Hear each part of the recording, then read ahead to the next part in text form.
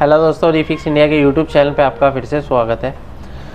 तो दोस्तों, आज की वीडियो में हम बात करेंगे कि कुछ पैनल ऐसे आते हैं कि जिसके अंदर टीकॉन बोर्ड मदरबोर्ड के अंदर कंबाइंड होता है और सबसे ज़्यादा प्रॉब्लम उसको रिपेयर करने में आती है कि उसको कैसे रिपेयर किया जाए, कैसे उसको चेक किया जाए कि प्रॉब्लम मदरबोर्ड में या पैनल में है। तो चलिए इस वीडियो के अंदर मैं आपको बताता हूँ किस तरीके से हम इसको चेक करेंगे।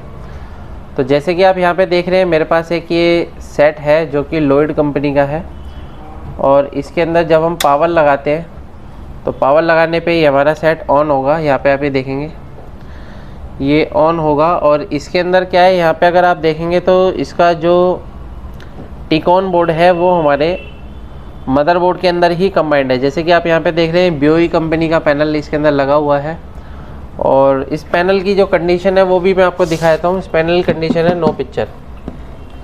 यहाँ पे आप ये देख सकते हैं सेट हमारा नो पिक्चर की कंडीशन में है। तो यहाँ पे अगर आप देखेंगे तो यहाँ पे इसके अंदर लाइट जल रही है ऑलरेडी, लेकिन क्या है पिक्चर इसके अंदर नहीं आ रही है।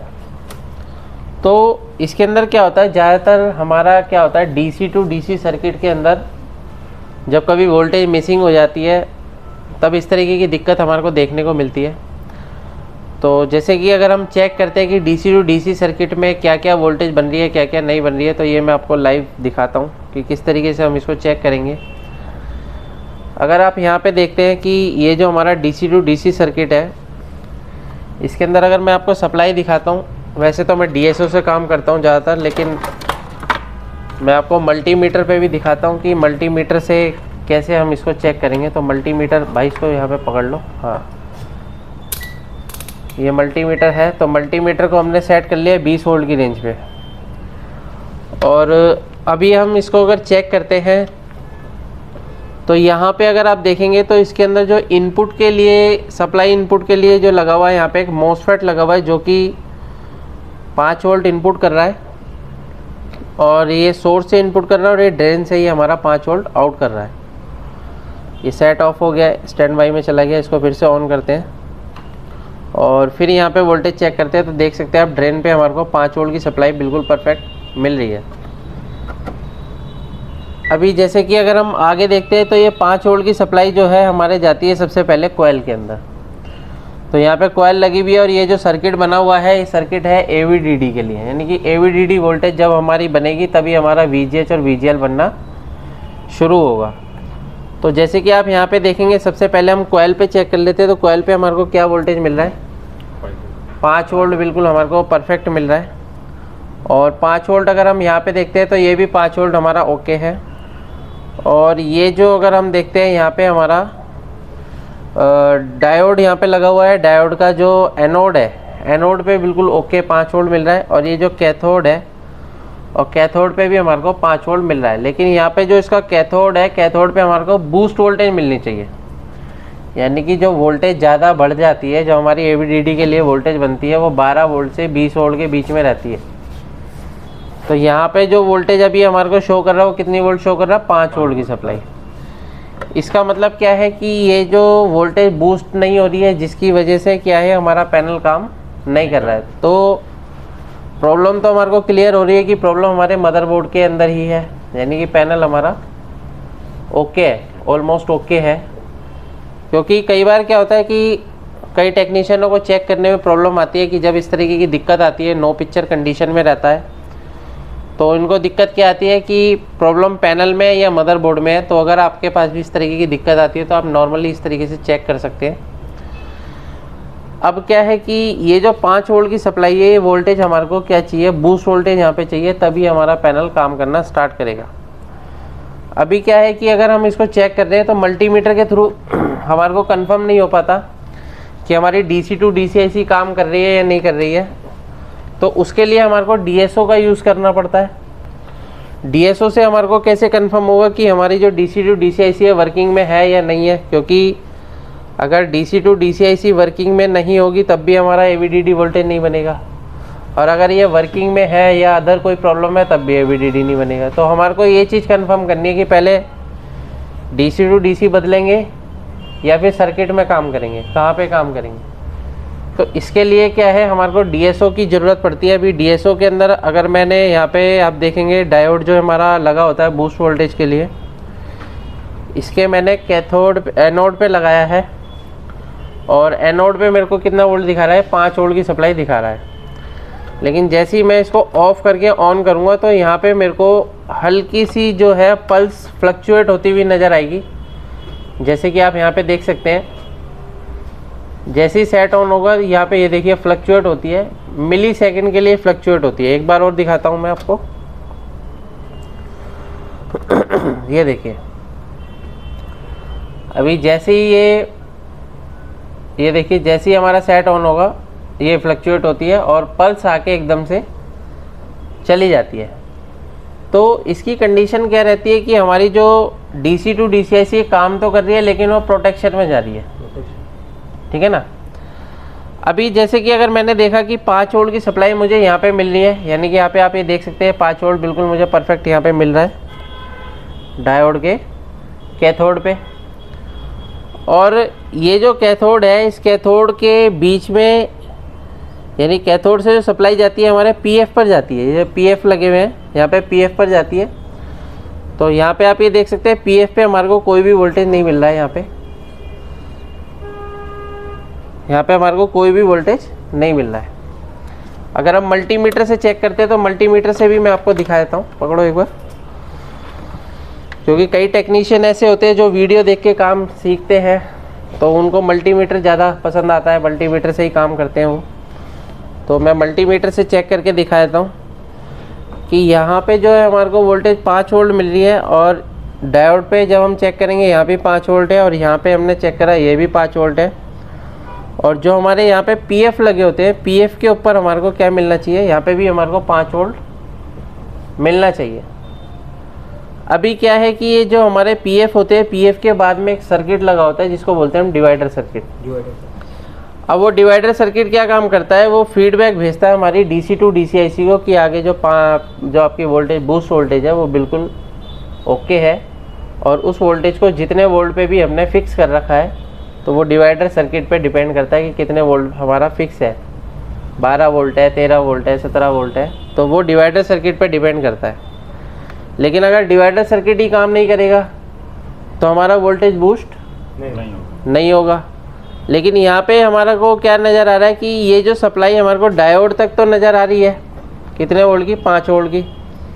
और ये सप्लाई हमारे को कैपेसिटर पे भी मिलनी चाहिए, लेकिन हमारे को कैपेसिटर पे कोई भी वोल्टेज नहीं मिल रही है। अगर हम देखेंगे तो इसके बीच में यहाँ पे एक रेजिस्टेंस भी लगी हुई है। यहाँ पे अगर आप देखेंगे 5 वोल्ट रेजिस्टेंस में मिल रहा है, लेकिन रेजिस्टेंस की आउटपुट वोल्टेज हमारे को कुछ नहीं मिल रहा है।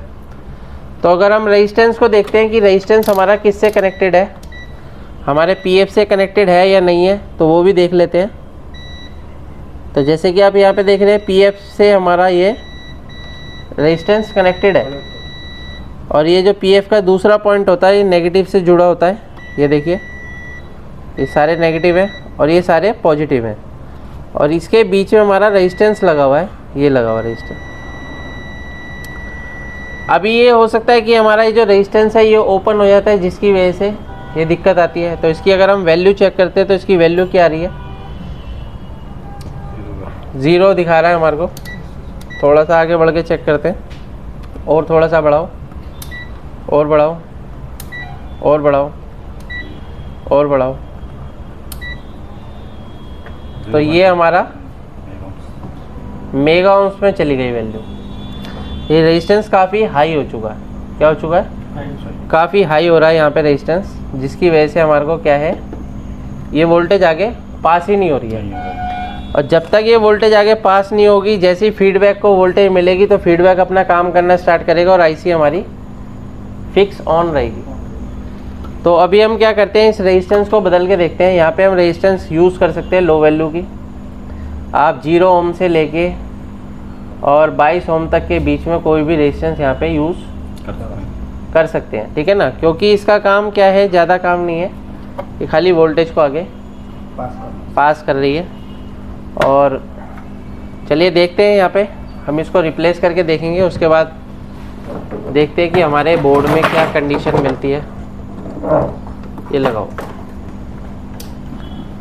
किसी भी बोर्ड से हम निकाल लेते हैं 0 ohms की रेजिस्टेंस।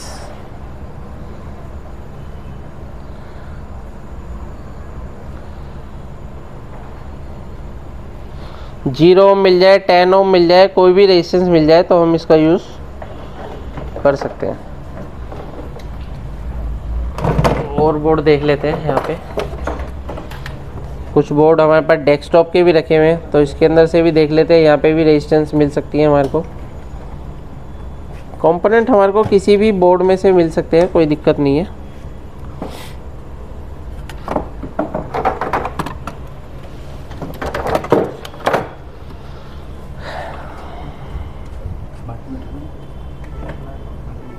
ये देखिए 0 ohms की रेजिस्टेंस यहाँ पे लगी हुई है, 0 लिखा भी है इस पे, ठीक है ना। तो इस रेजिस्टेंस को हम यूज़ करते हैं।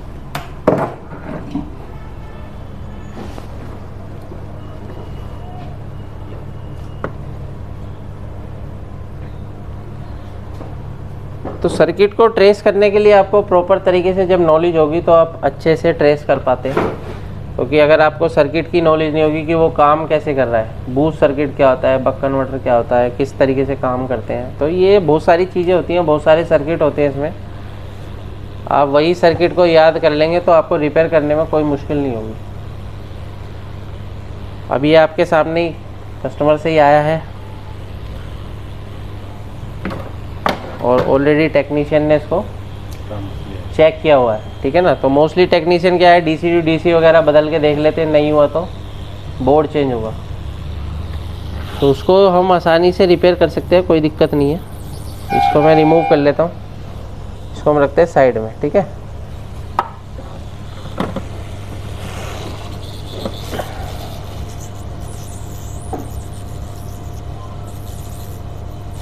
हटाओ इस बोर्ड को, हटाओ इस बोर्ड को हटाओ।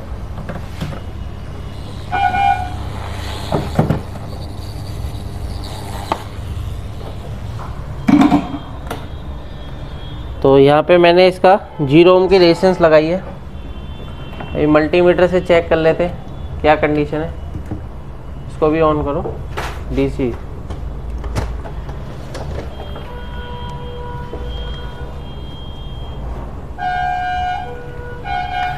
अब ये देखो, इसको पकड़ो थोड़ा,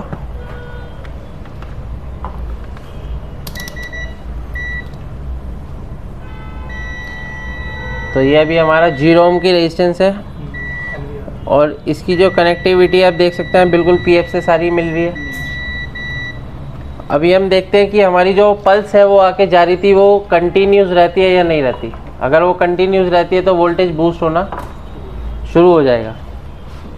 तो यहाँ पे हम इसको सेट करते हैं और ये मैं लगा लेता हूँ इस पॉइंट पे, और अभी ये सेट स्टैंड बाई कंडीशन में है।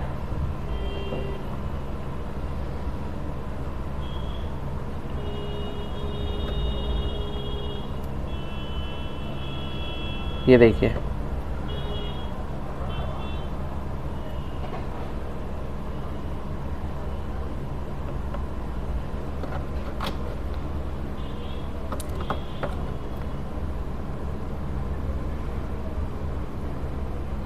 दोबारा सेट को ऑन किया है मैंने ऑफ करके।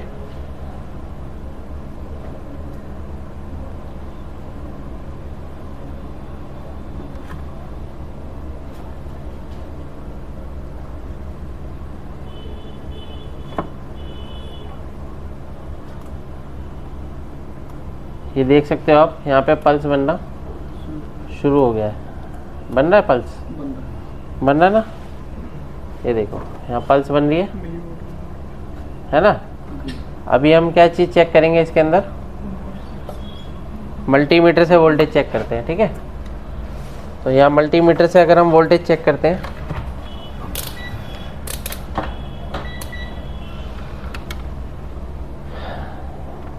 डायोड के इधर की साइड क्या वोल्टेज मिल रहा है हमारे को, 12 वोल्ट। कितना वोल्ट मिलना चाहिए, वोल्टेज बूस्ट हो जाएगी आपकी। जब वोल्टेज बूस्ट हो जाएगी तो कितना वोल्ट बन गया, 16 वोल्ट। अभी इससे पहले कितना वोल्ट था, यहाँ पे 5 वोल्ट था। अभी ये 5 वोल्ट की सप्लाई क्या है हमारे, देखो ओ सॉरी, ये जो हमारी बूस्ट वोल्टेज है इसके रेजिस्टेंस में गई और रेजिस्टेंस से हमारे पीएफ में जा रही है। अब पीएफ से क्या हो रहा है कि जो डिवाइडर सर्किट है वो इसको क्या कर रहा है, फीडबैक दे रहा है। फीडबैक दे रहा है तो इसका सर्किट हमारा प्रॉपर तरीके से काम कर रहा है। तो अगर हम देखेंगे तो VGH और VGL भी हमारा बन गया होगा। ये देखो क्या वोल्टेज बन रहा है 31, क्या ये VGH। VGL देखोगे तो यहाँ पे कितना मिलना चाहिए, -7 वोल्ट, देखो ये मिल रहा है। तो अगर सारी वोल्टेज ओके हो गई तो ऑलमोस्ट हो सकता है कि हमारी पिक्चर भी बन गई होगी। तो यहाँ पे आप ये देख सकते हो सेट हमारा बिल्कुल परफेक्ट तरीके से ओके हो चुका है। तो इस तरीके से हम किसी भी सेट को रिपेयर कर सकते हैं। अगर आप भी LCD LED TV रिपेयर की ट्रेनिंग लेना चाहते हैं तो नीचे दिए गए कॉन्टैक्ट नंबर पर कॉन्टैक्ट कर सकते हैं। वीडियो आपको पसंद आए तो वीडियो को लाइक करें, शेयर करें, कमेंट करें। Thank you.